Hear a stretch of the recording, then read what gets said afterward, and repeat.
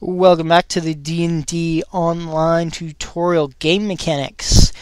Alright, so we just did maps and covered the maps, and actually a big thing came up on the chat recently that was very entertaining and reminded me of something I should say.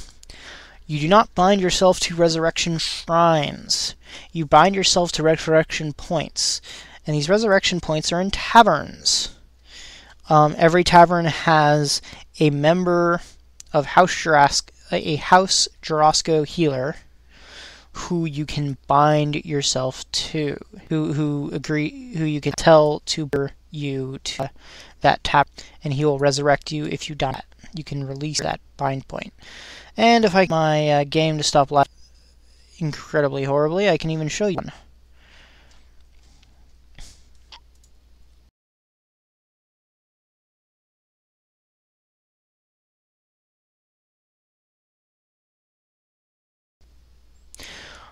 Alright, so I'm now in the in here, and taverns, of course, are very regularly laggy because everyone wants to be in a tavern.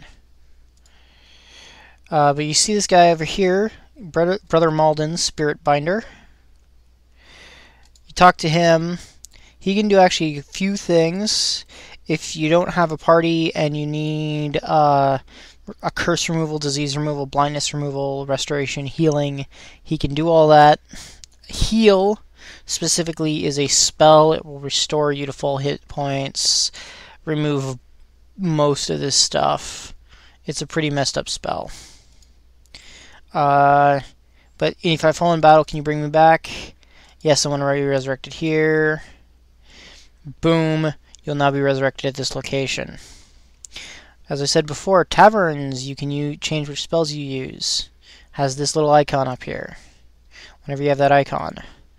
I have a quest. This is just a general starting quest. Let me move out of the tavern and I can show you guys some interesting bits on other mechanics.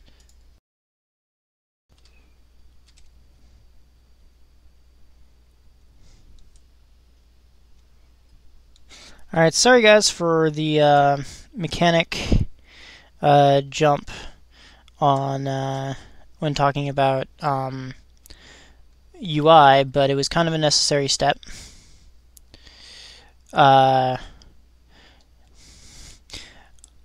I'm going to cover these are buttons up here. First of all is the character sheet. First of all, stats. Stats are very important. Gives you most of your information on your character that you need to know.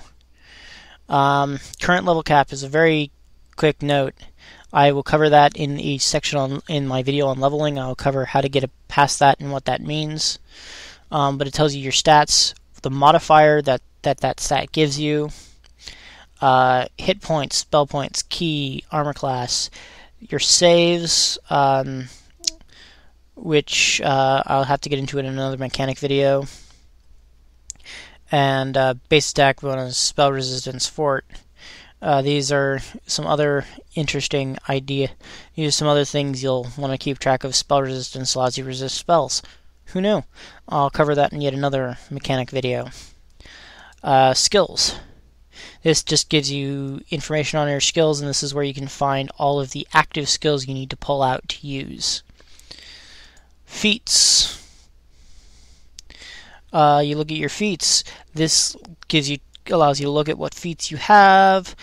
Click Show Unavailable, and it'll show you what feats you can get and what the requirements are, if you fulfill them or not.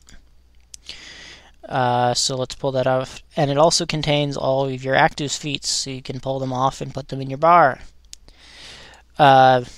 Spells, I've already shown you your spell sheet and what you can do with it, so I don't need to cover that again.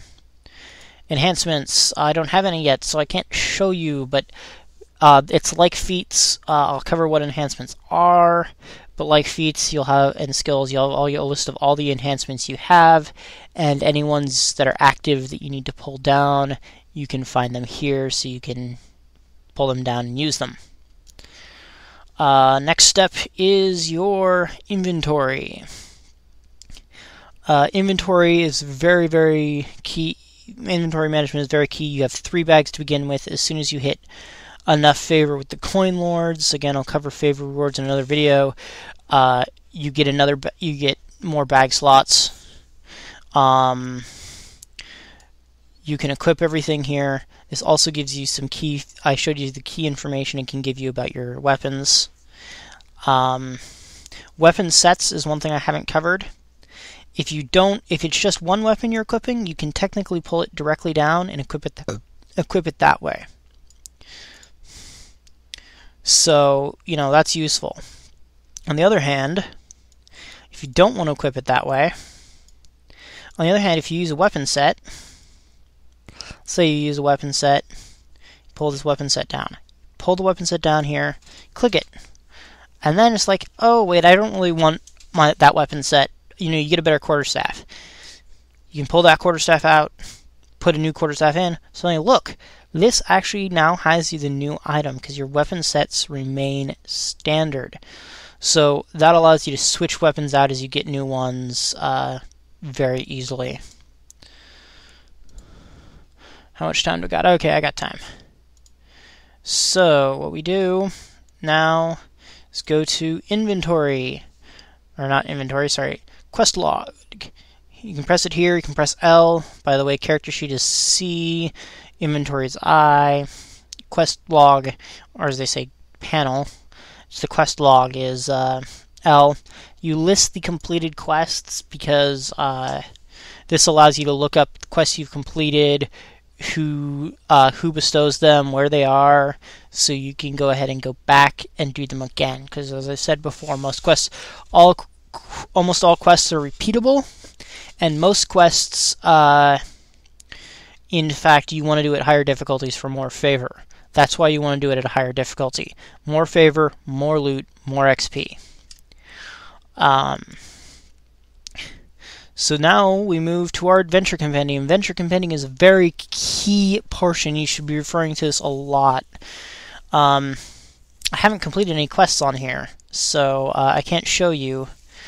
In fact, I can't show you well, but what happens is these will go yellow when you've done them. They will tell you what's the highest difficulty you've done and how much favor you've earned in total for doing that quest.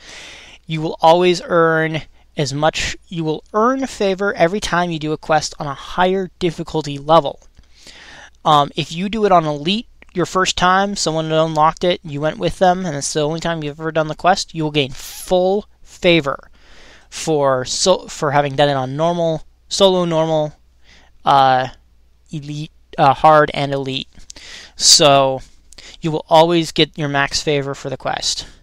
It also tells you what level the quest is, whether it accepts solo, whether it accepts parties. Solo-only quests can only be done by one person. Solo party quests have a solo mode available, and then they have normal, hard, and Elite. Solo quests only have solo mode. So if it's party, it will have normal, hard, Elite on it. And you'll notice party quests, you can do it alone, but there is always a penalty for doing, it's going to be a little harder. It's designed for a party. And so if you get beyond like one, normal, it's going to be a lot harder. They tend to be in general, a lot harder than quests that allow a solo mode.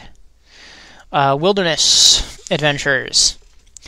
Korthos Island, this gives you your wilderness combat areas. I mentioned in my game mechanic video about experience for killing monsters. As you kill more and more monsters in Korthos Island, you gain experience every so often. At 750 monsters killed, it caps out.